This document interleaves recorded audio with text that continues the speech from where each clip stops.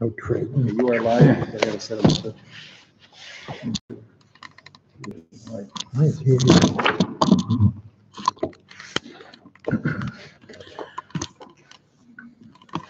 Ready? Okay, Shavuot Tov.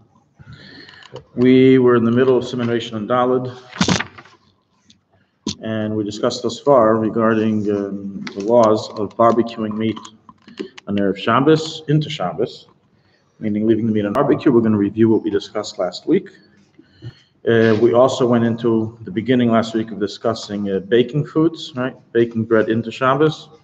So we're going to, those are the two subjects of the Siman. And there's one side subject that we somehow skipped over here. We're going to make that up in Sif Daled. So let's first review what we already read.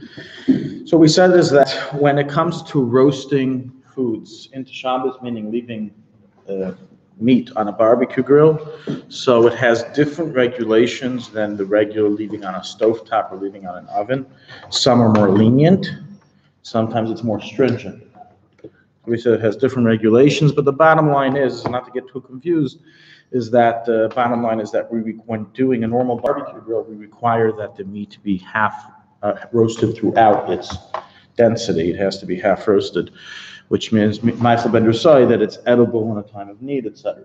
It must reach that state of edibility before Shabbos begins. We said there's some leniency applicable if you have a closed grill and you close it with chicken meat, with chicken, fowl, etc. The bottom line is that's a general rule that if it's half cooked, you have the same heter as you would regularly, and that's what we should aim for. So I'm going to read over here the final summary I wrote in my book. May one set up a cold barbecue before Shabbos to eat the food for the Friday night meal. It is permitted to leave meat and other foods in the barbecue so long as the foods are half cooked on both sides before Shabbos. However, one may not remove the meat from the barbecue until the coals and fire have extinguished. So here's the catch, and we touched upon this only slightly last week. You know, sometimes in Halacha Shabbos, you may say, well, yeah, it's completely mutter to do it, but then, okay, so now how do I eat it on Shabbos? Oh, no, it's usher for you to take it off. What does it help? It's like the Shabbos term, which we're actually going to get to then. The Siman is something very similar there. What we say in the beginning, it's mutter, but we conclude it's usher. So bottom line is like this. If your coals are still lit, then the problem with meat is that it has gravy, and the second that you stab it and take it out, there's a suspicion that gravy may fall out, which very might will fall out and extinguish the coals. So because of this, the Halacha is, the Alter Rebbe records, that it's forbidden to remove it until the coals are out. This is his wording in Sif Beis in the Siman. One needs to be careful to delay removing the meat on Shabbos from on top of the coals until after the coals have dimmed, in order so that it will not extinguish anything removing the meat that is on top of them. This is not similar to a pot that is on top of coals, in which case one is allowed to remove it from on top on Shabbos, because the pot does not extinguish the coals when it's removed. But over here, it will. Another option. Wait, I want to understand. Out. Does that mean no flame, or that it's not white and it's just? Well, out means is that even fire in a coal is a fire. Even fire that's found inside the coal, meaning the coal is still hot, is a fire. Okay, so there cannot be any redness inside. Usually white coals just means that the outer has charred and the inside is red. It's usually what it is. So it has to be total, in other words, not exuding any heat is basically at all. Yeah. Well, that takes a long time. Mm-hmm. Okay, correct. So the solution to that, there's a solution. There's a walk around. Okay, the solution to that is to take like a baking pan, and put it under the grill before you take off. Meaning, put that between the meat and the coals, and then take off the meat. Yeah, but that's going to require, if the meat's on top of the grill, Slightly lifted carefully. Just so it's sliding in. Yeah, you So it's lift it not to carefully. spill gravy, basically. Exactly. Something like a spatula, I guess. Yeah. So Do use it the in a word way. dim is what you use, that, I don't know if it's the direct translation. Or maybe just pick up the whole thing and move it. I'll pick up the whole grill top. Yeah, the grill top, not touch the meat itself. Yeah, pick up the grill top. But the meat is on the grill. The meat is on the grill. I understand. The issue that Alter here mentioned is moving the meat itself. When you move the meat itself, then you're touching the meat. You have to squeeze, right? How do you pick something up? By applying pressure. If I don't apply pressure to this, I can't lift it. So you lift the grill and you're not touching the meat. Yeah. Even though the meat's moving. Don't shake the grill. I bet Yeah. you shouldn't do that. So long as it's not obsecration, it's not a problem. Even if you did that and some gravy ended up spilling, so long as it's not obsecration, it's not a problem. But whenever we squeeze, it's considered obsecration. Define that term again. Squeeze. It's No, no, no, no. obsecration, Obsecration, yeah. inevitable. Uh-huh. If I have a shirt that's soaked in liquid and I pick it up, I squeeze. It's automatic. And So don't do that. Secration means don't do it. Obsecration means any action that causes an inevitable malach to occur is forbidden to be done on Shabbos. Right. What does the two words mean exactly? Seek, ratio? Sick. Pasik. Ratio, cutting off the head. Ah. Cutting off the head. How does that apply? Hence, on a practical level, barbecues may not be the ideal method of having a Friday night meal due to these restrictions. So even if we can make something in a mutter way, it's and in Hilchos Shabbos, we have to be very practical. Since we know there's a lot of complexities involved, even if the Chachamim left it for our decision-making, for our prerogative, whether to do it or not based on the regulations, we have to sometimes be practical and say, we're just not going to allow it to be done because it's too complex. It's going to cause too many mechsholim to happen. So we make our own guardrailing around it. Okay. You could also start really early, although maybe that might defeat your purpose, right? You can start like 2 hours before Shabbos and sort of. Just take it off before Shabbos. Have it be ready, cooked before Shabbos, or wrap it in tinfoil. There's ways to avoid the issue. Okay. It just needs time. To begin with, think wrap it about in it. Yeah. tinfoil, like to begin Does with. a gas barbecue before Shabbos have any change of law? The answer is no. It follows the same halacha as a coal barbecue. There is no difference. Interesting question that I was asked a number of times is regarding using a George Foreman grill. You know what that is, right? I don't. I'm not sure, actually. Well, George Foreman is a company name. Yeah. It's a famous company named Grill that they basically, it's like a sandwich maker, like a waffle maker, Okay, right, yeah. but for making steaks. It's really good. Supposedly, it makes steaks really, really good. Steak lovers fall in love with this. So the question I was asked a number of times by different people, if they can leave meat in their George Foreman grill into Shabbos and then, and then take it out on Shabbos and eat it. So the problem here is a few things using the George Foreman grill. This is obviously we would require that the meat be half roasted by the time before Shabbos enters, unless it doesn't have more than one setting. There's only one setting on the grill, and I'm not aware of how that maybe they make both types. I don't know. But if it doesn't have adjustable temperatures, it's just like a blech. It's just like Shabbos platna, which is mutter, even if the food's raw. So that wouldn't be an issue. And even if it does, so you just make sure, meaning even if it does have adjustable temperatures, you just make sure that the meat would be half roasted before Shabbos begins. Now, our main issue here is not that. That's solvable, as I just explained. Our main issue is how do you take it out? Of the George Foreman. Yeah, of the George Foreman grill, right. So We're worried about the juice again? worried about the juice. Yeah. So the thing is that there's no live flame. It's covered. The flame is covered. So what's exactly going to happen if you take it off? Nothing will be extinguished. Right. It's like taking off a blech. Even though. So let me clarify a big misconception. Some people think that water that drops on the Shabbos plata is an isser of bishul. Meaning, sometimes it is, of course. If I take a cup of water and put it on the plata, it's isser of bishul. I'd say I took off the cover of my soup. And some water, some drips from the soup fell, condensation, or soup itself, spilled onto the plata. I transgress nothing. Even if you hear a sizzling sound, it sounds scary, but you didn't transgress anything. It's already cooked. It's already cooked. There's no cooking after cooking.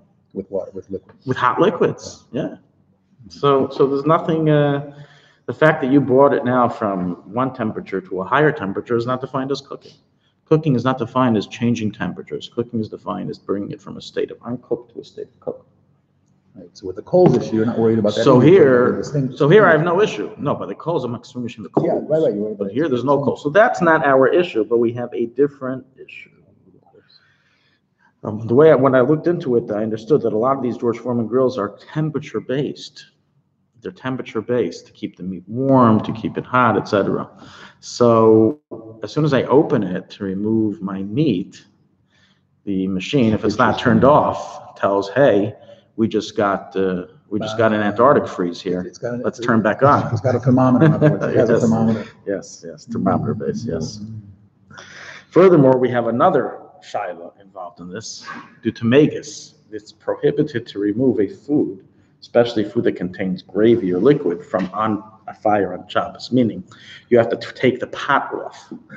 You have to take the pot off the fire and then serve it. You're never allowed to serve a food from the fire itself. So in this case, in essence, I'm serving a food from the fire itself. So bottom line is that there's a lot of complications here. Just leave it for the weekdays. Leave your George Foreman grill for the weekdays. It's best just to do the regular, Okay, Shabbos. just to ask a question that's very, very related, but it just comes up. You could also be concerned that this George Foreman grill was going to stay on too long. It's not something that's meant to stay on for 24 hours, right? It's meant to cook something and be turned off. It's got legally like. Well, I'm sure there's a lot of types. I'm sure there's a lot of different types of you can buy. Yeah, it's not a blech. It's not like a blech where it's sort of low level. No, it cooks. Yeah, right. It cooks, of course. So not. It's a cooker. If you wanted to use it, if Meat. it was legal, could you have a timer that would just turn it off once and leave it on? Yeah. Okay, that's legal. Okay. You have to make sure it would be half cooked before Shabbos and fully cooked before you remove it. You'd have to follow all of these regulations. Okay. So that's regarding barbecuing. I don't know how we skipped Dalet. It's an important sif. So let's do it now. Maybe we didn't skip. We just did it very quickly.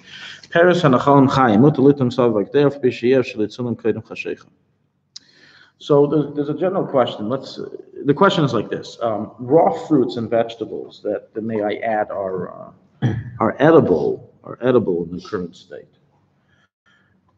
Do they have a cooking prohibition on Shabbos itself is A, and B, do they have the Shiur restrictions, or roasting restrictions, meaning do they have to be half cooked, half roasted before Shabbos? For example, if I want to make baked apples for dessert, can I throw in halved apples into my oven that's not properly covered right before Shabbos, and it'll roast into Shabbos, bake into Shabbos? Apples are perfectly edible before they are baked. In fact, many may argue that they are more edible raw than they are when they're baked. So therefore, there shouldn't be a problem. Therefore, there shouldn't be a problem, right? So that would be the svara. So the answer is as well. So let's just deal with the cooking prohibition of Shabbos itself. On Shabbos itself, there is an isser bishul to cook foods, even if the foods are currently edible. In other words, a little bit of a chiddush. Even though we generally say the idea of cooking is to take something from a raw, uncooked state to a cooked state, meaning it's inedible to edible. And here we're taking from an edible state to a different edible state. Nonetheless, it's still considered bishul for two reasons. Number one, bishul doesn't necessarily mean you're making it inedible to edible. It just means you are changing its form through heat. So that's why we know in Hilchos Shabbos, in Hilchos Bishul, Shin Ches, we have an opinion, which we suspect for, of the Yereim, that there's Sliach or Bishul. If I roast a pre-cooked food, if I take a matzah ball and I put it over a barbecue on Shabbos, then they say it's you transgressing this or deraisa. If you take bread and you put it into your soup that's sitting on the fire or on the counter that's hot on Shabbos, you transgress in this sort of cooking because you just cooked a baked food. So they hold that it has nothing to do with edibility. It has to do with whether you're fixing something through heat. And everyone would agree in this case, at the very least, with D'Rabbanan, and certainly if it becomes better tasting D'Oraisa, that there is an Isser Bishul to go ahead and cook it on Shabbos. For example, somebody has an ascent guest, and they just discovered after the whispering, the guest is a guy. Mm-hmm. 2 guests came, or 3 guests came, or a group of guests came, and after the whispering was discovered, one of them is a guy, and oh no, what do we do with the wine? So maybe I can come up with a trick. I'll put the wine on the fire on Shabbos and cook it. Everyone knows cooked wine is worse than regular wine. So I am degrading it. So in essence, I am destroying. I am not cooking. Nonetheless, it would still be asma d'Rabbanan. Whether it's chayiv d'Oraisa, it's a very good argument to make because you're damaging. You're damaging the wine. On the other hand, you can say you're fixing the wine to become drinkable at this setting. So you can have lots of, exactly. So you have arguments and counter-arguments, but according to everybody, it's definitely asma d'Rabbanan. Which from here we would learn that after you make Kiddush on Shabbos, don't put the decanter next to the candles. If you have candles on your table, Shabbos candles, which you're supposed to, according to Kabbalah, then you shouldn't place it too close as the condensation, first of all, in the bottle can heat, and maybe even some of the wine can start heating. So therefore, you have to make a little bit of a distance. But this would still be only an Isser de Rabbanan if it damages it. Well, if it doesn't damage it, it's definitely an Isser de Reis, even though it's perfectly edible. Okay, so now let's get back to our initial question here in this simon, which is regarding before Shabbos. So the ruling is as follows. Raw fruits and vegetables that are perfectly edible as normal before they are cooked do not have a Shiur restriction. And for the simple reason, there's not the same way we allowed half-cooked foods to remain on the fire into Shabbos, into open fire into Shabbos, because we said that the person anyways will be able to eat them in a time of need. So certainly here, my foods that can be eaten raw, why would I be instinctively panicked to go ahead and play around with the coals if it's edible regardless? The apple is edible no matter what state it's in. So why would I instinctively, out of panic, play with the flame? I wouldn't. Just like I wouldn't play with the half-cooked meat flame because it's already half-cooked. So that's a svar. However, foods that are only occasionally eaten raw. Zucchini. And the Alter Rebbe gives the example, okay, zucchini, potatoes. Potatoes. Even though back in the day they ate raw potatoes, today that is extinct. We switched a few things. Back in the day, they would never eat raw carrots, only cooked carrots. Today we eat raw carrots. Back in the day, they would never eat cooked potatoes, only raw potatoes. Today we eat cooked potatoes. So we switched a few things from back in the day. So foods which are only occasionally eaten raw, the Alter Rebbe rules that since they taste much better and the quality is much better when they are cooked or roasted, therefore they would need to abide by the Shiur restrictions. This is what the Mechaber writes, fruits that are edible raw, like an apple, you could pull it even right before Shabbos. They don't have the Shiur restrictions. And now, if it's not completely edible raw, then you would need to make sure it's half-baked before Shabbos. So potatoes would need to be half-baked before Shabbos. So now he adds another point. And this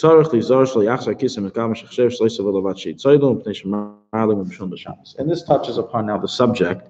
This is like a side subject entered into the Siman regarding covering, and maybe we add also uncovering pots on Shabbos. Covering and uncovering a pot on Shabbos is a very common scenario. It's a very important question to know. Are you allowed to or not allowed to? There's a lot of misconceptions here. And when you look in Siman Shin Ches, which is the chapter dealing with the laws of cooking, they plead the fifth. No, not one discussion of it. On the fire, obviously, we're talking about. Yeah, I mean, obviously, once you take it off the fire, if I couldn't open it up, how would I serve food? Put it back down when it's hot. The question is on the fire. I want to look at my children. I want to look at my soup. I want to see what's going on in there. Some people are very nosy. They want to know what's happening in their food. They want to see if it's burning, how it's holding, etc. If it smells appetizing, whatever the calculation is, that for that reason you want to remove it, can I remove the cover on Shabbos? That's the question. Or put it back is the issue, no? Well, okay, both. Let's add both. So in Shin Yud Ches, no discussion. So this is where it's really discussed right here. It's a little, he threw it in with the raw fruits. And he said like this is what the original case that he's saying, how even though I'm allowing you to leave your raw apples on a flame into Shabbos and doesn't have to be half cooked, etc., because as I said, there's no worry. Nonetheless, if you covered it, you can't remove the cover and recover it on Shabbos because you are in essence hastening its cooking. So once again, proving there is a cooking prohibition with such foods. And because of that, you cannot cover, because when I cover a food, I am condensing the heat, I am conserving the heat, which of course helps to cook. And therefore, it's part of the cooking process, and it's part of an Isser D'Oraisa, Isser D'Oraisa. Simply cover a pot of uncooked food on Shabbos and Isser D'Oraisa, if the food is hot, of course. Right? So to a klirishin, if I took a klirishin off the fire, and then I noticed after serving a few bowls of chulin that something here ain't cooked fully. We got hard beans, we got hard potatoes, we got 75% done meat, chicken, whatever it is, that's the issue. Hold your horses. There are now a number of restrictions that apply to that chulin pot. Certainly, let's just focus now on the covering aspect. You cannot cover it, because when you cover it, you are going to cause, the truth is, I apologize, that's a machlekes Alter Rebbe, Mishnah Berurah, if it's off the fire. Okay. I said before you cannot cover it, so the truth is, if it's on the fire, you certainly cannot cover it. That's agreed by everybody. If it's off the fire, that's a machlekes between the Mishnah Berurah and the Alter Rebbe. What do you think's lenient? Which one's lenient, or what's the ruling? No, one's lenient, one's stringent. One says you can. The If Alter it's Rebbe's off the lenient. fire, but you Off the cover fire. it, you're still hastening. So that's a the cooking. machlekes Mishnah Berurah Alter Rebbe. The Mishnah Now, Berurah holds it's maybe aser. not as quickly. Mishnah but Berurah says there's it's still- aser. He says what you're saying. It sounds like it should be aser. What difference it makes? A cleavation. The same way you can't take out food from it because it's going to hasten the cooking because you're mixing. So too, you shouldn't be allowed to cover it. But the Alter Rebbe holds that it's mutter. And he says the reason is because it doesn't add any more heat to temperature. It's an interesting sort of the Alter Rebbe rules like. But anyway, let's get back to our point. Is the case the worry that if you put the cover on off the fire, and then you're going to put it back on the fire, or no, you're not putting it back on the fire at all? If it's on the fire, or if you plan on putting it back on the fire, then of course it's aser. Even without the cover, you can't put it on the fire if it's not fully cooked. Okay, so if you took it off and you can't put the cover on again off the fire and then put the whole package back on the fire. That's for sure not if it's not fully cooked. Again, Again, it's not fully cooked. That's the case we're discussing. How covering a food on Shabbos that's not fully cooked and it's still hot can consist of the cooking prohibition. So if it's on the fire, everyone agrees that it's aser, and I'll tell you because it's considered cooking. And if it's off the fire, that's what I said before, that's where we will see the machlekes. Is there a difference between off the fire for good or off the fire for a while and then to be put back on? Like, you took it off and you can't even some say you can't even put the cover on it. It's never to be put back on the fire? Right, so that's the Mishnah Berurah. Okay. Exactly.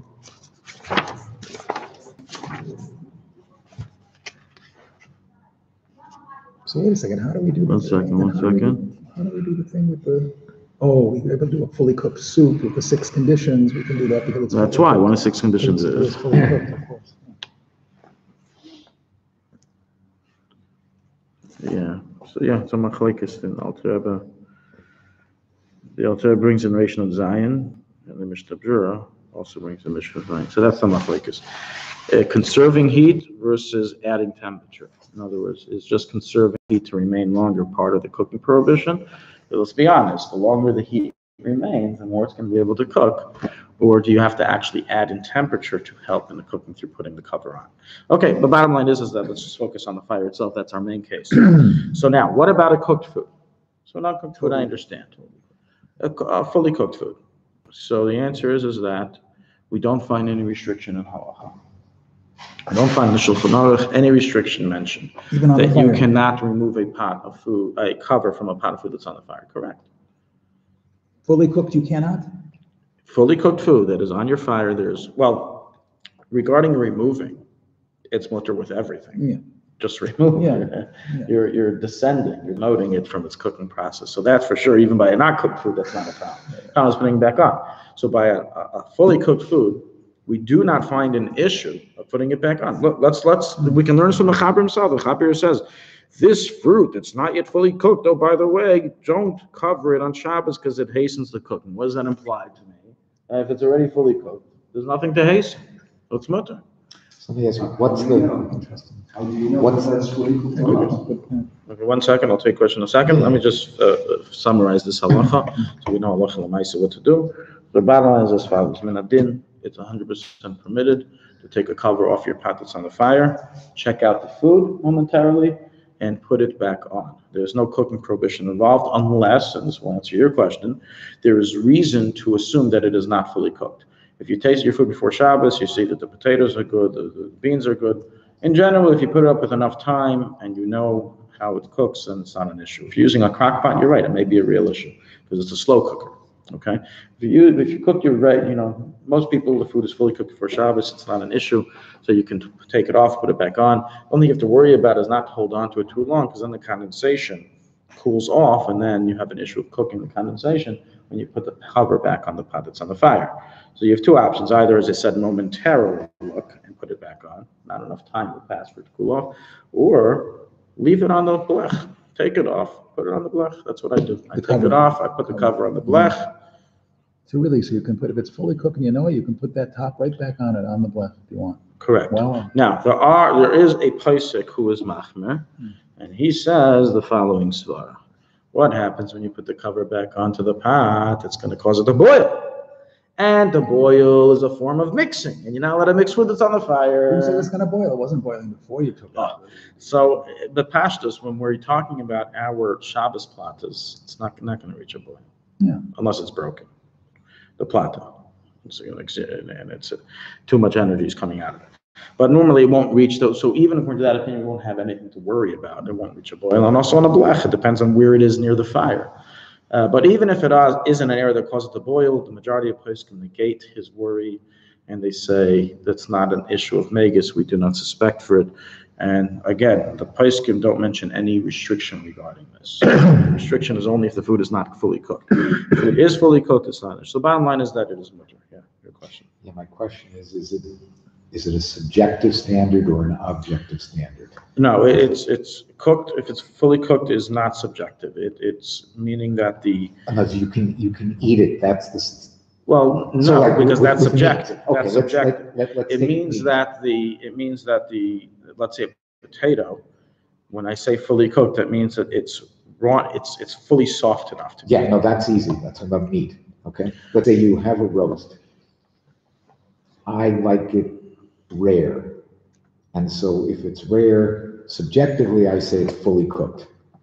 But people who like it well done would say, no, it's not fully cooked. I wouldn't eat it rare.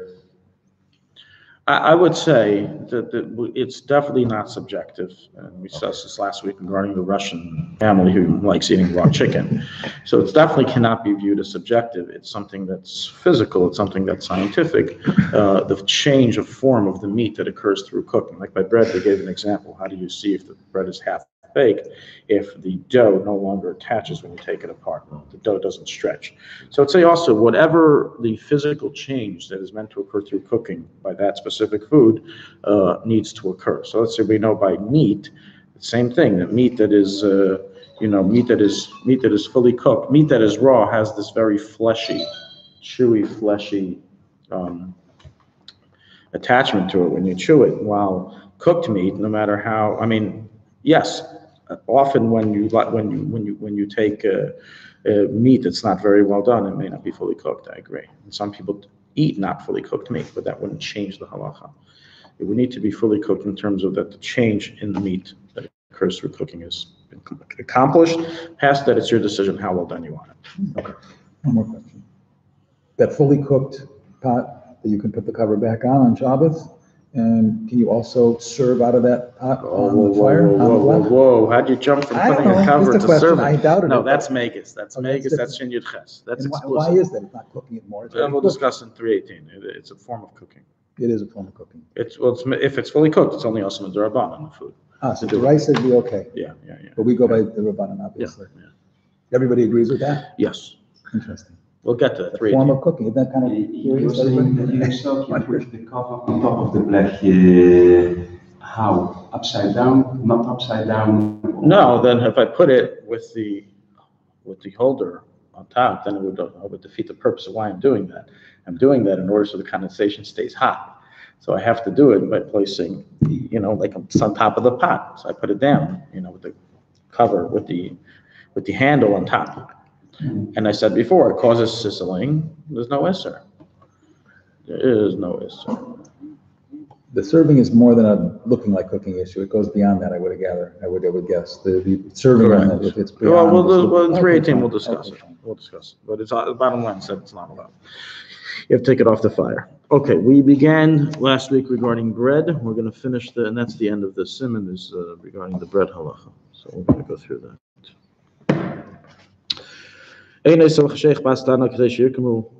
Perish Yala al Pnei Alechem Kum Klipa Machas Eish Panel Bakum Batanra Veloy Charara Agavi Cham El Kadesh Kum Panel Kneged Eish was supposed when Chum Nemshach Goy Kim as Panem Shtid Oy Plod and Tzach Kum Panel Amala Matra is Pasha Ban Seichem Panel when say this word read till last week. We're now reading past last week. So basically what we read was that the laws of Shehiyah apply likewise to bread. So if you have one last batch of dough challah that needs to be baked before Shabbos, you have to make sure to put it in your oven before it becomes that it will be half baked by the time Shkia arrives, and that is defined as that it goldens, that all sides of it are already golden and brownish.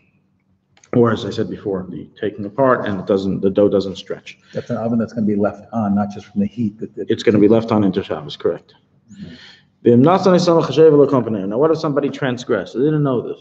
People don't know this. They took the last batch of challah 10 minutes before Shkia, before lighting candles. They quickly put it inside their oven. And now they have, and some people do this every week, they like having fresh. They want to have the freshest challah available right out of the oven on Shabbos. It says, Asr, if you end up in such a home, you cannot eat the challah on Shabbos. You can tell them we can eat in Motzei Shabbos. We'll have malava milk. If they have a little late malava milk, it'd be an hour, 2 hours after Shabbos, has enough time to make. How are you going to know? Well, if they say, what's the secret of your challah? Well, we don't tell anybody 10 minutes before Shabbos starts. Okay, that's easy, but I'm saying, but you're at dinner and you're not eating. You don't have to assume somebody transgresses. Okay. You assume the other way, that they did not. Correct, yes. Okay. Most people, I think anyways, won't do it that way. They will, they make it way before Shabbos. Look up name and Mezid also on say Shabbos Chalishyatsim Meshegim Mein Ma'yecha Mutul Leideris Min Masan Shlosh Sudas Amalachem Shein La Ma'yecha. So here it's talking here the Mechaber now goes into what do you do with the Eved if they don't have any other bread? So let's say you tell them, and they accepted. Wow, I had no idea this was forbidden. They just didn't know. They want to know the truth. So now they ask, can I eat the bread? So if I tell them no, that's the halacha. So they have no chalos for Shabbos. So the Mechaber here says that if they don't have any other bread, they're allowed to eat 3 meals worth of bread. They're allowed to take 3 meals worth of bread to save it for them to eat. See how the Alter Rebbe learns this then. Maybe cutting it from the edges too is best, like you eat the outside, it's more cooked. 1 second. More baked. Bottom line is that, if they don't have any bread available, I would also say that they can't borrow from somebody, then it would be mutter b'diavad for them to eat it, so they don't, not b'vatal einik Shabbos.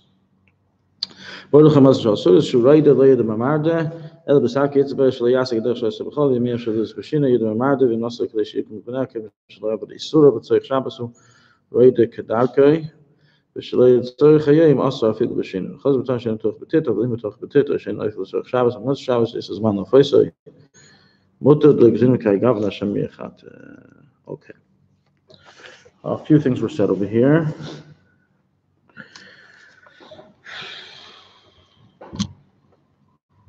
Okay. In addition to the whole discussion of leaving challah in the oven, etc., and how baked it has to be before Shabbos to be allowed, there's also a discussion regarding removing bread from an oven. It's very strange to the common man today. Why on earth should there be a discussion on how to remove bread from an oven? Why the restrictions? There's all these restrictions you have to do with it. A shino, you can't use the spatula. You have to use something else. Basically, it's like this.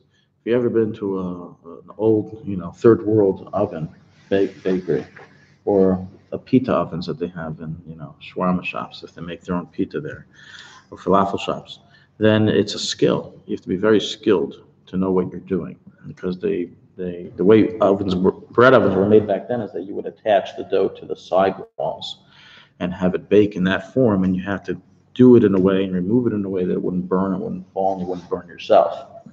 So it was very skillful, and this is considered a malacha. It's called in Halacha, in the Talmud, it's called Redias Hapas.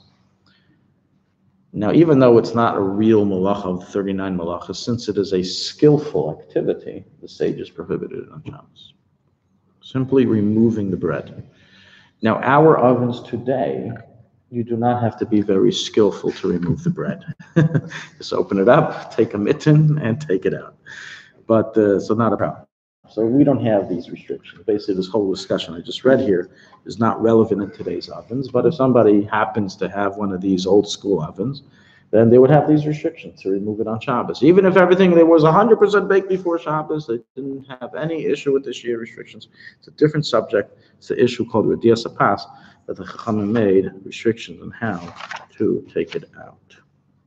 But now we don't have to worry, unless we have that kind of.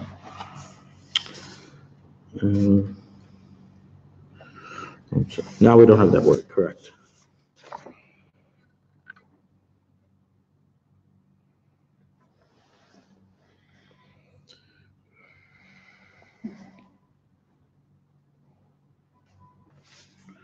Okay.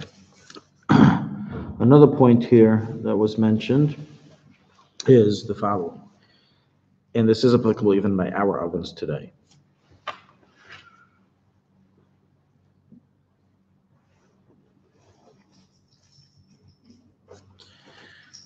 Even though by our ovens today we don't have any chachma involved in Radias Hapas, so that's not an issue. It's only mutter to remove the bread from the oven if you plan on eating it on Shabbos. If you don't plan on eating on a Shabbos, then it's asur. And why is it forbidden? The Alter Rebbe writes, as it's forbidden to prepare on Shabbos for the weekday. You can't take that bread out of the oven unless you're planning on eating it on Shabbos. Correct. You have to leave it in there to burn? Wait, did I miss something? No. Okay, good point. The oven's on. Let's just say the oven, it won't burn. Okay, let's just say it won't burn. The oven turned off already. You set it up in a way that it'll be turned off when it's ready. Okay? So nonetheless, even the oven's off, it has nothing to do with that. You cannot remove it because you're not allowed to be Terech on Shabbos. So rule on Shabbos, you cannot do things on Shabbos for the sake of the weekday. Now you can argue here, these are challahs, I'm going to put them in my freezer for next Shabbos. So in that case, some places can actually hold its mutter. They say that from Shabbos to Shabbos it's not an issue of tircha, but the main ruling is not like that. And that even on Shabbos, you cannot prepare for another Shabbos. That's like spending the time of your vacation to plan your next vacation. That's it, sir. Right? Use your vacation now. What are you thinking about other days for? That's in essence what we do when we get someone to pictures, right? We are spending our vacation taking pictures so we can review the pictures that we took during our vacation. So we're taking away from the actual enjoyment of the actual time. So this is the idea of the placing in the machman. That's the bottom line ruling, that one is not to be lenient in this even for next Shabbos. Now, what about in a case where usually if you leave bread in an oven for till Motzei Shabbos, it shouldn't be such a big problem. It shouldn't become stale over that, being that the oven is closed, and it's quite a good way of keeping your bread fresh. On the other hand, if you argue that, it's going to burn, like in your case scenario, or that, no, I've done it before, and when I leave it 24 hours in my oven, the bread is no longer edible. It's been exposed to air. I don't know how, but let's just say it is. So in such a case, we enter into the question, are you allowed to do things on Shabbos for the sake of after Shabbos if it's for the sake of saving yourself a loss? And the answer is it's mutter. And that's the whole heter of returning your foods to the fridge after the Shabbos day meal, even if you don't plan on eating Shalosh Shodas. What's the heter? Why are you returning it? To eat it after Shabbos. You're preparing Shabbos for after Shabbos. Yeah. You got caught. You have to leave it on your table till Shabbos is over. No. Let's say the wine. You finish making Kiddush Shabbos day. You put it back in your fridge. What are you doing? You're doing this is for Havdalah. You're preparing for Shabbos after Shabbos. The answer is that we don't. When we leave things out, it can cause spoilage, and therefore to prevent a loss, it is not an issue. So if it would cause a loss of the bread, then I agree, you can take it out. But there's a simple solution, the circumventing road to avoid this problem. What were you planning on eating this Shabbos? Bread, right? So save the bread that's already out for next Shabbos, and you eat this bread this Shabbos. This bread, take it out and eat it this Shabbos. All right? That's a simple solution. Is the loss issue the same thing that we call Baal Tashchis? Is that the same thing or is that different, Baal Tashchis? It's not really due to Baal Tashchis. It's more, you don't have to have monetary loss. It's only a rabbinical restriction on Purim Shabbos after Shabbos, so therefore we're lenient. Is it also Baal Tashchis? Would it be applied? It's not Baal Tashchis if you're not allowed to. If it's usher to do something, and the food will spoil as a result, it's not considered Baal Tashchis. Okay. The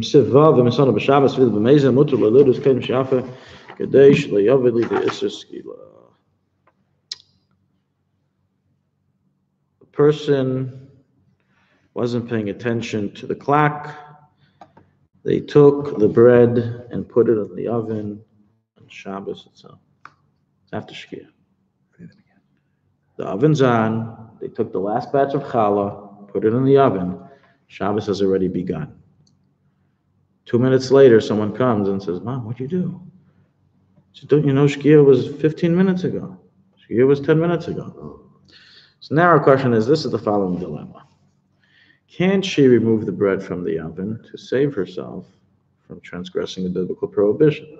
If she takes it out before it begins to bake, takes some time to begin to bake, then she saves herself from transgressing cooking, prohibition on Shabbos. Now, in our ovens, that's not a problem at all. This was talking about the ovens back in the day, which involved a special idea, a special skill. So are we going to compromise on the prohibition of removing bread on Shabbos for the sake of saving her from transgressing a prohibition? So this touches upon a very interesting discussion in Halacha. If you're allowed to transgress a rabbinical prohibition for the sake of saving yourself from a biblical prohibition. And there's many different cases that this comes into. For example, can I not fast on Tzom Gedalia if it will jeopardize my fasting of Yom Kippur? Tzom Gedalia is a rabbinical fast. Yom Kippur is, of course, a biblical fast. So if it may jeopardize my ability to fast on Yom Kippur, can I just not fast on Tzom Gedalia? Can I transgress a rabbinical? Right now, I'm perfectly healthy, but I may not be for Yom Kippur. So can I transgress a rabbinical prohibition for the sake of for the sake of fulfilling a biblical command or not transgressing a biblical prohibition? So regarding, let's say, help saving another Jew from an Isser. Can I transgress a rabbinical prohibition for the sake of saving a Jew from transgressing a biblical prohibition?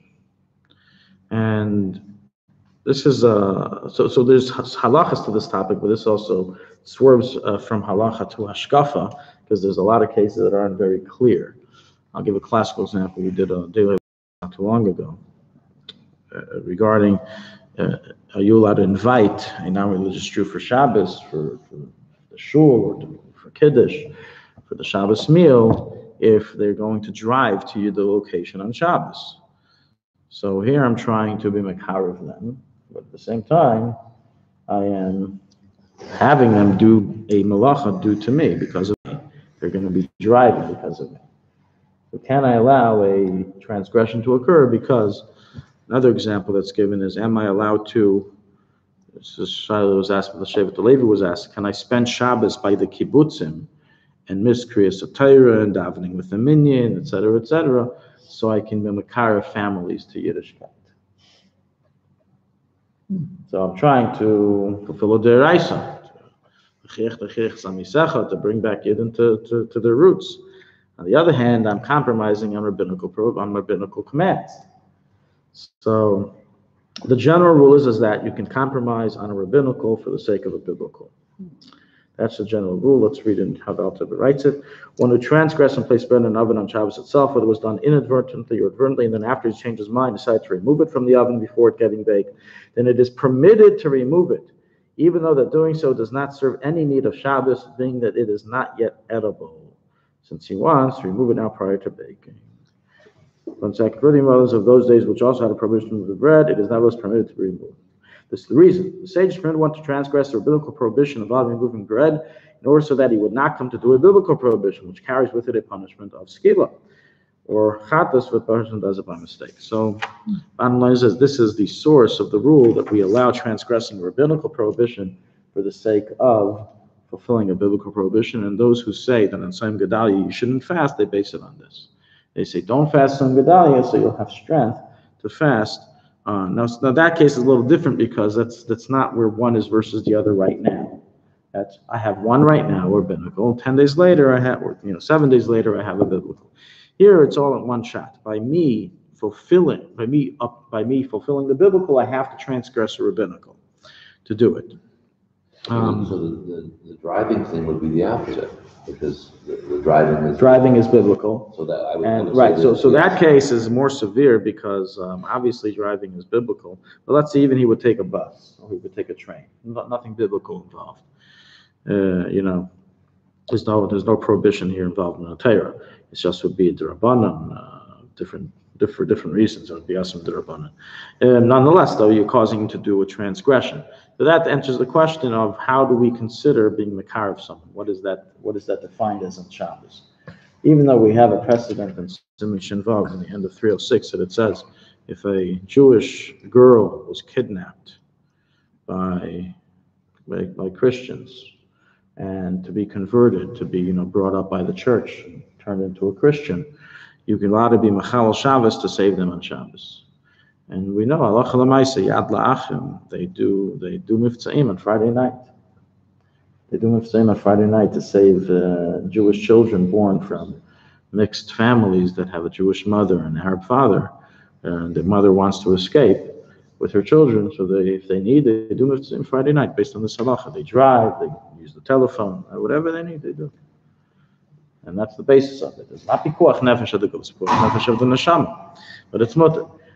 But outside of those cases, how do we, outside of those cases where you're taking the child back to a Jewish home, bring the child from Gaza to, Yerushalayim, back to a Jewish environment, how do we define bringing someone back to Judaism?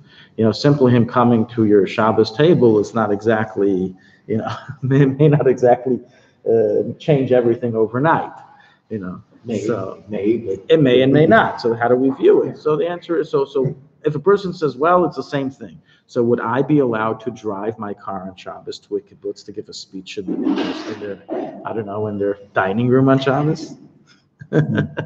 So the same way that obviously nobody would ever say such a thing is allowed, so too here, the pile. In this case, there's different opinions. The case instead of inviting the person, because there's just a case of he anyways would drive just somebody somewhere else. It's a case of and other prohibitions that may be involved. But nonetheless, the bottom line in that case, what we conclude is that you should not tell him directly to come for Shabbos, which would make him drive. Tell him you're invited to come before Shabbos. And if he decides to come on Shabbos, that is his decision. Can you go back to the bread scenario where you're allowed to catch yourself and bring it out after it's already in the hot oven? It just seems surprising to me that that's not called the act of cooking. At the moment you put it in, the bread starts to do something chemically or whatever. Why wouldn't that be? It has to reach Hatziletus. In order to be in order to be called cooking, the food has to reach Hatziletus. Yeah. So if you want to purposefully put something in and cook it to the quote unquote heat it to the point. Less, yes, so it's also midirabanan. Yeah, it's only midirabanan forbidden. Because you may come to forget and cook. Mm-hmm. Yes, midirabanan. Well, your question is a good question. It's like this: what if a person who would like to have, he wants to have a fresh malawa as soon as Shabbos is over. The second Shabbos is over. So what does he do? He does an exact calculation. It'll take exactly 7 minutes and 30 seconds for my malawa to reach Hatziletus. 7 minutes, 30 seconds before Shabbos is over, he puts it on the plata to heat up. Yeah. And as soon as Shabbos is over, that's when it reaches Hatziletus and started cooking. So another person can rule, he's Avim and Atayra. He's Avim and Atayra. He transgresses biblically the prohibition of cooking. As in the end of the day, we connect the first action to the second action. We connect it. We view it all as one action that was started while it was still Shabbos. However, if indeed he were to remove it, as soon as it reached 7 minutes and 29 seconds, he removes it, and then he puts it back on after Shabbos is over, then he wouldn't be liable. No. Now, so we can't do it because it's against the Alter Rebbe. Correct. Now the Alter Rebbe enters into over here a question regarding. Let's see what Chaber here. Okay, the Alter Rebbe here goes into regarding if another person may remove it from the oven for him. The person himself, the mother herself who put the challahs in the oven and transgressed, and she remembered now, she can go ahead and take it out so she doesn't transgress a biblical prohibition of cooking. However, can another person, can the son go ahead and take it out? This is the ovens of back in the day. Remember, we have the Isser of the Dias Hapas. In today's oven, it's not a problem. So the Alter Rebbe rules is that it's forbidden, as we never tell a Jew sin on behalf of another person. It's a general rule. We don't tell Even a person. If it's a minor. Right. So that's really the question regarding the kibbutz question. Can I miss davening with a minyan and kriyas hatayra? So the Shevet Levi there deals with how much of an obligation is it to be by a minyan and kriyas hatayra. it's not the same as the obligation of not transgressing Shabbos, which is personal, as opposed to Kriyas Torah and Minyan, which is communal. So if you just happen to not be by a community, you're exempt. So he sides in that case to permit it, in that case for the sake of Kiruv. But in a case where it would involve a personal transgression, then we'd say you cannot transgress even a rabbinical prohibition, even for the sake of a deraisa. And this is, of course, the child. In other words, the mother can't tell the child either, even though the child is not necessarily obligated. What does the mother want to tell the child to do? Take it out of the oven. Well, in our ovens today, it's fine because it doesn't involve malacha. The ovens are back in the day, though. Then no, she couldn't tell the child because the child is not allowed to do it. Only she's allowed. You don't tell someone else to sin. Right. I'll tell you two case scenarios on where this comes up. Number one is, I remember when we were teenagers in Miami, we had a friend who wasn't religious anymore. He grew up religious, but right after his bar mitzvah, he already went off. He wasn't from anymore. He would go Chal Shabbos all the time. And we were one time at a resort with a number of friends, including him, and the light was left on in the fridge. And of course, we keep Shabbos, we wouldn't open it, and he would open it regularly. So one of my friends asked him, do you mind opening up and bringing me the milk? So this is what he didn't know this halacha. This is what he said. It's one thing that I'll sin for myself. I'm not sinning for you. So even though he was a Grace Happy Kairos, he still wouldn't sin for other people. Ein Adam Chayte V'Loilai, it's a klal. A person doesn't sin for other people. There's always a little bit of time involved. Selfish Shabbos boy. Exactly. So this scenario. So one second. On this point of Ein Adam V'Loilai, so therefore in Halacha we say that no, it's forbidden for you to go ahead and do it on behalf of your friend because you are not allowed to transgress rabbinical prohibition in his behalf, which, by the way, completely negates, from a Psak Halacha perspective, the Shita of Kiruv, which says, let's bend the rules of Shulchan Aruch for the sake of Kiruv. No. We don't allow a person to transgress rabbinical prohibition for the sake of saving a Jew, even from a biblical prohibition. I'll mention one more scenario that happened recently, which became a huge controversy. So, Baruch Hashem, we have today a lot of Kiruv organizations, especially here in Israel. There's a number of Kiruv organizations, and they do very good jobs. They bring a lot of Jews closer to Judaism, etc. And there's of course a lot of competition. There's a lot of competition. They're on each other's necks. You would think that they're all working together hand in hand, and everyone's complimenting each other. No, it's competition at its worst in many cases. Happens even in one organization alone. Yes. So this became a huge controversy amongst the different Kiruv organizations. There was a rabbi, the head rabbi, I think it is the biggest Kiruv organization here in Israel today, outside of Chabad. And he was giving a speech in front of, I don't know, maybe 150, pre-Baal Tshuvos. And he told them, if you're having trouble stopping to smoke on Shabbos, then instead of smoking, 20 cigarettes, smoke 15. Instead of smoking, if you're 15, smoke 10. And instead of lighting a match or lighting the lighter every single time you want to light your cigarette, light a Ner Neshama before Shabbos and light your cigarette from the Ner Neshama every single time. So this statement became extremely controversial, and many people pounced him for saying this. He himself is a Rav in his own right. He's a Rav of a Haredi city. He's not an Amoritz. You have some people that don't know Amoritz. He's not an Amoritz. He's a Talmud Chacham. This is what he ruled, but nonetheless, it didn't escape the controversy. What was the controversy over? How can you even tell someone to transgress? How can you give a stamp of approval to smoke on Shabbos, even if it's for the sake of eventually helping him wean off? So that was the controversy. On the one hand, we can argue, well, he's not telling him to smoke on Shabbos, he's telling him to smoke less on Shabbos. On the other hand, by telling him prepare a candle and light from the candle, that's like already, it's going pretty far. So the general sheet is that we don't say such things. We don't even bend halacha in that way. In other words, we are not responsible to come up for different ways of how he can transgress Shabbos in a lesser way, but still transgress. You can't tell him to transgress, even rabbinical, because it's not mutter. And there's a story with the ditch of the Rav that proves this idea. that there was once an individual who came to the I believe it's Prohibition. He says before Rosh Hashanah, he says, I need a tikkun. I did a very small avera. I did a very small sin. He says, what was your sin? He tells them, you get the people that have with big sins, ish, and sins that have isur, chiyuv misas bezdin. This is a very small sin. I'm a divorcee. I met a woman who's a divorcee, and she waited 7 days and went to mikvah, and but we didn't get married. And he says, or Levi Yisrael said, what? Such an avera? I cannot find such a tikkun for. There is no tikkun for such an avera. He says, what do you mean? I have so many friends that were nichshel and eishes you gave them tikkunim. For me, this small little avera, I just wasn't married. She was tar. He says, you waited 7 days to prepare to sin. 7 days. You wouldn't give him a tikkun. You wouldn't give him a kapara. So to tell someone, prepare a candle and, a whole mahalach of how to smoke on Shabbos is very controversial, and this centers into our discussion.